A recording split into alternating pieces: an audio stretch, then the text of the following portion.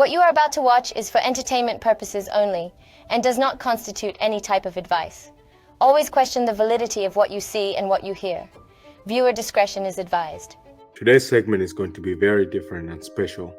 It is going to be special because the topic that we have today, there are many churches who depend on you remaining in the same stage and not changing.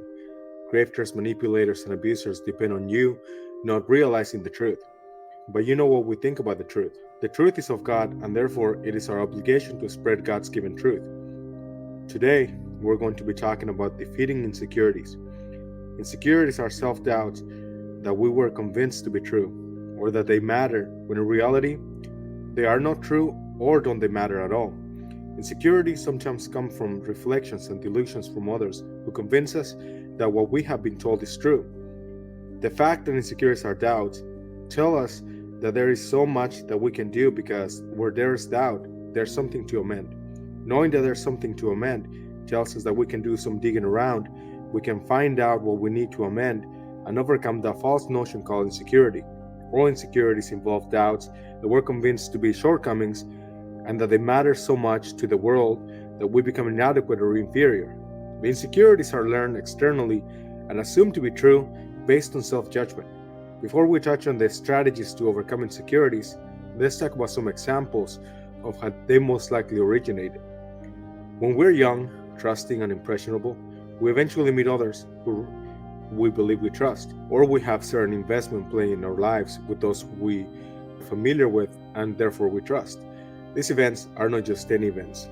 There are situations where we make mistakes or say things that are foolish to say. In other occasions, we don't do anything wrong at all, but something is said about our character or our appearance.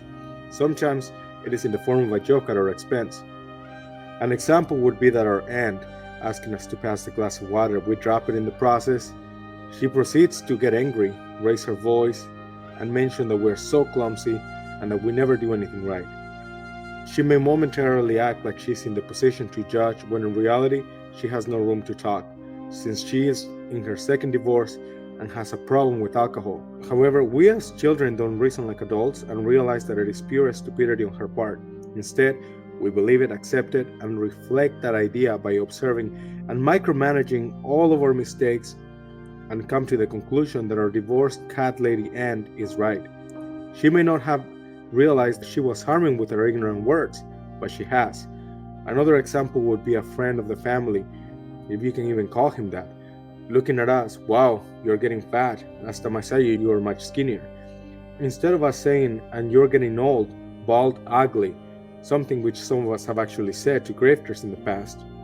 But instead, we believe their ignorance, and we think that we're fat. We will assume that we'll be like that forever, and that we're ugly losers, and the list goes on and on. There is nothing wrong with caring about your appearance, going to the gym, dressing well, and having value for value relationships. It is part of becoming a mature person, and I can tell you that it has nothing to do with age. I've met children who are mature and well-spoken, and adults who I'm not even sure how to describe, because the word stupid does not fit them well enough. If I sound judgmental, it's because I am. Everyone is. If you say that I'm judgmental, so are you. You're judging me just like I judge. You judge, everyone judges. Remember first grade for these lessons. But to get back to the main point of this lesson, the experiences that we go through lead us to believe the lies and struggle in the future. Later on, our consciousness kicks in and repeats that same voice over and over. It is truly a vicious cycle, which leaves us open and vulnerable for scammers, grifters, manipulators, and abusers. This is why it is easy for some people to be manipulated into abusive relationships, or by grifting churches into giving 10% of their earnings. These people learn to never question anything and just believe everything that they're told and take things at face value. If you're this type of person, I'm not saying what I'm saying so that you feel guilty, inferior, or to make fun of you. I'm telling you because today, right now, I want you to be your commitment to rid yourself of the lies and all the grifters who look forward in taking advantage of your kindness and vulnerabilities. I'm going to share another powerful secret with you. There is one event that happens at birth that can leave you wanting to merge with partners like you won't merge with your mother. When you are born, you are cut from the umbilical cord. For the first time, you are forced to breathe through your nose and mouth. You're no longer connected to your mother. You experience the coldness of the world and feel lonely away from your mother for the first time. So if this sounds traumatic, it's because it is. Unless you resolve or accept the separation from your mother, it will leave you seeking relationships where you can feel like you can merge with the other person. I hope you can see how that can create horrendous issues where you can be used and mistreated because you seek and crave company that you can merge with. I'm sure you know several people who are like that. The reason is that we all experience birth, but many never overcome the traumatic experience. So how do you overcome such issue? The answer is rather simple. You overcome it by acknowledging and accepting that the separation from your mother represented your independence, and it is a normal process in life. This may sound easy, but it is not, because unless you accept the concept wholeheartedly as the truth, the process will not work. Another way to overcome it is through hypnosis, through an induction that gives you the suggestion that mommy and you are one. I know this sounds strange, but the process has been known since the 1970s. Lloyd Silverman and Joel Weinberger in 1985 wrote the paper published in American Psychologist, where they stated to have found that these phrases under hypnotherapy work because there is a powerful unconscious wishes for a state of oneness with their mother, a state they had when they were in the womb. This could probably have been prevented with a lotus birth, where the child is removed along with the placenta and is left to nourish from it until the placenta dies. When the placenta passes, the child lets go and experiences an ego dissolution. However, due to medical risks and complexities of their own and lack of preparation to sustain this type of delivery, doctors and birth specialists are more than likely reluctant to carry this on. It is not that they are evil or have an agenda to endure trauma, but they are not prepared for this type of delivery and sustain it until the placenta passes, which can place the child at risk. This information is based on theory for educational and entertainment purposes only, so please don't try it. Listen to doctors and medical professionals, as they are the ones with the experience and knowledge about the potential risks. In this case, the most appropriate solution is to find acceptance in the separation that took place, whether it is conscious acceptance or through the mother unification induction in hypnosis, to which very few hypnotists are prepared for. But you may find one if you are persistent, or if you can create a self-induction recording that may work as well. However, for the other insecurities that we have talked about, it is a very different route that we must take in order to resolve. We must understand that the information that was given to us when we were trusting and impressionable was false. We must accept that the voice in our head constantly repeating this event is wrong. These people and the voices in our head is some type of guru who thinks to be right beyond reasonable doubt. We must accept that not everything that we're told is true, including the things that we tell ourselves. If you accept this idea, this is your first step to overcome any and every insecurity. This is the very beginning, the foundation of finding and discarding the false self. What is the false self? It is the idea of you that is not you. It is the idea of you that is not true. That's all it is. We don't need to mystify any of this or try to make it some type of a spiritual, profound experience. We want to make it easier, not complicate it more. Think about it for a minute. Do you really think that everything or most of everything you're told is true? If the answer to this question is yes, then there are more deep problems that need to be resolved. But if you use this in logic, you already know that people constantly lie. Not about everything, but you do know that lies do constantly circulate. I know this will make many people uneasy, but to help you cope with this idea, let me share with you why people lie. People lie because they think that if they lie, things will go more on their favor than if they tell the truth. Anything else outside of that response is an excuse to not take accountability or being a liar, which is actually very common for those who lie excessively. Think about it. When someone cheats and lies about it, they do so to not have to face accountability for their dishonesty and betrayal. They may use excuses that they were scared to get dumped or whatever, but the truth is that they realize that telling you the truth will likely not go in their favor, so they deliberately decided to lie. These are the same people who will claim that they're not a liar just because they lied and cheated. These people usually are the worst. The same applies for someone who lies about their image and who they are in order to appear in a more favorable light. The same applies to anyone who lies about their willingness to pay you back when they need to borrow money from you. This all applies to any lie that you can think of as well. Even in cases when someone lies about things that favor the other person being lied to, such as a mother lying about a sibling sending money to another sibling when in reality was the mom who sent the money. Her intention is to have the sons reconcile and see herself as a good mother. She believes that the lie is more favorable than the truth, so therefore she lies. So how does this apply to the impressions and reinforcers that we experience which lead to insecurities? The same applies. It is easier to believe what we're told or the voice that reinforces that idea, because anything that challenges such idea as lies needs to be strengthened, strategy, and effort to expose those ideas as lies. In other words, it is much more work to challenge those false notions than to simply accept them and be miserable. Once we understand that not everything we're told is the truth and why those lies exist, we can begin with the work, which is to confront the false notions. In most cases, asking what we think about ourselves or what we are told about ourselves is true is sufficient to shatter the illusion. Other times, the lie will appear so convincing that we won't be able to readily expose it, but it is likely because one lie is hiding behind another lie and therefore we cannot see it clearly. However, if we use our body to test it, we can allow to see how it makes us feel. We realize that it feels light, it is the truth, and if it feels heavy and uncomfortable, it is likely a lie. The reason is that we're ready to accept the truth without making us uncomfortable or uneasy. This is why you don't see a problem with not having wings to fly like birds do. However, if your body is so overwhelmed by problems that you can't tell if it's a lie or the truth, you can always ask who that idea belongs to, which basically tries to find where the false notion of you came from. If it immediately feels lighter, you haven't identified the lie, and now you can allow it to return from where it came from.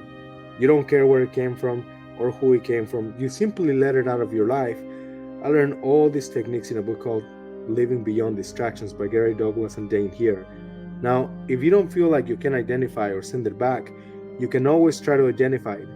Without using your analytical thinking, try to think about when you felt this way about yourself. Breathe, let yourself be easy, and let the first thought show up. And when it does, observe the acknowledgement that you adopt this idea and made it your truth. Then accept that a subjective truth is an objective lie. Let it go and return to where it came from. If none of this is working, you may need to go into further inquire where you ask what is the worst in the outcome or whatever lie is telling you. For example, if you want to say hello to a lady at a party who's looking at you and smiling, but you feel that you will look stupid if she rejects you, you may ask, what is the worst in her rejecting me? Let the answer flow. It could be something like, then I will look stupid. So what's the worst in that? Others will judge me. What is the worst in that? That I will feel bad about myself for being judged. So what's the worst in that? That I will be uncomfortable and unhappy. So what is the worst in that? That's it. Outside of comfort and happiness, there's no worse. Now you have the root of the lie. It indicates that all you desire more than anything is happiness and comfort. Now you can trace where you learn about happiness and comfort and realize whether it is realistic or not. Then you can realize that your idea of comfort can be a lie to keep you from succeeding and improving. Happiness is in your hands and not dependent on whether someone accepts or rejects you. My book, Chronicles of Human Emotions, teaches you how it truly works and the many lies that are told about happiness. Once you realize that she and the whole world have the right to choose to be your friend and spend time with you, you will not be dependent on the outcome, because even if she was smiling at someone else, and when you approach her and say hello, she seems displeased, you can simply move on because she has the right as much as you do to talk and spend time with you or not. You also have the right to say no to others, and it is not a big deal. You simply move on without apologizing and without having to feel bad about yourself because you have done no wrong. If she's bothered by your presence and you saying hello, she's doing you a favor because very likely she's not friendly and respectful person, and you can let the cats on the streets have her. If she's a kind and respectful person but is not interested in going to the movies with you and get romantic with you, it is okay. It is her right to accept or not accept that invitation. If she's respectful about it, that shows that not everyone who you encounter is hostile and rude. Now you know that the world is not a bad place after all. Rejection, whether it's a date, a favor, or a business transaction, it's a normal part of existing. If you have trouble accepting these concepts, practice getting rejected with people you know. Tell them that you're selling super expensive products with nearly no benefits, and if they want to buy, you will see them laugh, and in turn you will laugh because the offer is so absurd. So that's the idea of being rejected being a detrimental part of an interaction. Yes, she could have been smiling at her 265 bodybuilding MMA fighting boyfriend who was behind you, and now he's the headhunter after your soul for hitting on his girl. But everything and anything in life is a risk. If you simply think, I don't think I want to try, then you don't have to. Scammers like pickup artists try to tell you otherwise in order to guilt you and take your money on their worthless pickup classes. Instead, whatever you decide to do or not do, proceed without excuses. If you want to do something, do so because you want to. And if you don't want to do something, then don't do it because you don't want to. If you run into a what if excuse, then proceed to trace it and discard it. Then do what you truly want to do. Some of us don't approach strangers unless they appear friendly and open to meet other people. We simply don't believe in bothering anyone, yet when a kind person crosses our path, we do not deny our kindness and respect. We must remember that we are in a world where we all want something. If you want to talk to a woman, you know you want something, and that's why you're talking to her. If she responds or not responds, you know that she also wants something. It may just not be with you, but that's okay. No one gives anything to give, even those who think that they do. When you keep that in mind, you realize that you are willing to interact only in friendship and relationships that hold value for value, meaning that they're willing to do something for you just as much as they're willing to get something in exchange for what they do for you. These are healthy relationships, but manipulators try to convince you that they are not because they want your efforts and resources in exchange for nothing. Tell them to kick rocks. When you hold this level of sincerity for yourself and others, insecurities begin to fade. I have other techniques to further erode insecurities, which involves teaching calmness in your body, but that will be a story for another day or more advanced training. For now, what I have shared with you is plenty and maybe a bit much to have learned in a single video. Go back and listen to the segment again if you have to. Take notes and work on having realizations about your insecurities, where they came from, and what the lies behind them are.